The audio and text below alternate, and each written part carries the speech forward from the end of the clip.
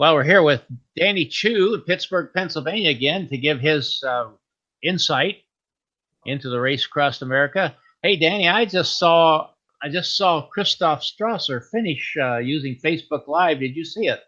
I did not see his finish, but when I got on the results page, I saw that they had him officially finished 8 days, 1 hour and 23 minutes for an average speed of 15.94. And here's what's interesting about that.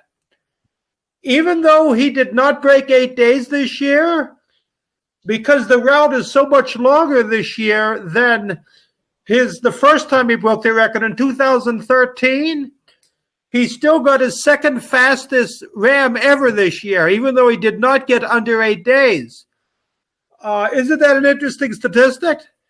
Yeah, well, Danny, don't hold a sheet of paper in front of the camera. We can't see you.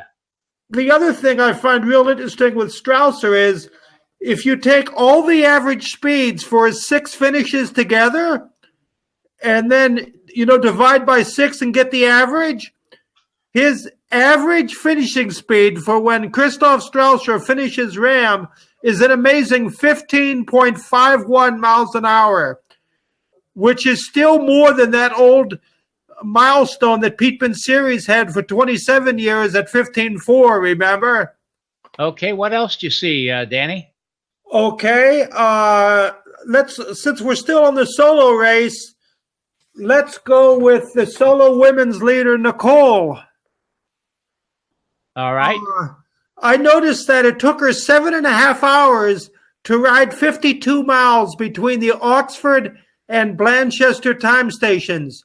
And it dropped her average speed below 13 for the first time the entire race. When Shauna set that record back in 1995, the course was 180 miles shorter. Keep in mind, that's at 13 miles an hour, and that's like 15 more hours of riding. So the 180 miles longer, and then the last 500 miles this year is way hillier than the last 500 when Shauna set that record. Yeah, and for those of people who are watching who aren't aware of this, we don't go on the time, but on the miles per hour since the course changes all the time. So we take the miles per hour for the record holder. Okay, now if we move to the team race, Team RAAM, I see that the 2-person Team RAAM is way ahead of the old record. 2,000 miles into the race, the leading 2-person 2 is averaging 21 miles an hour. That same distance when the record was set, they were only at 20.19. So they're 80.83 of a mile ahead of the 2-person team record. So I see them beating the 2-person record this year. The thing interesting to look at is the 8-man team, the 8-person team. They're also ahead of the record. They're at 2,400 miles into the race. They're at 25.31. And that same distance, the record was at 24.62. So they have 0.69 of a mile per hour speed over the record at that same distance. So I also see the 8-person team setting a record this year. They might not finish over 25 miles an hour, but even if they finish at 24.9, that will still be the fastest speed in RAAM for any category, impressively.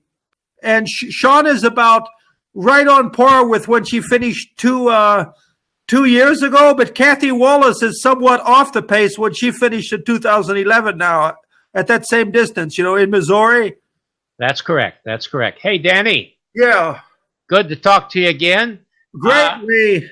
I'm getting ready to pack up here tomorrow morning, head out to the time stations myself. Okay, Lee, you're welcome. All right, bye-bye.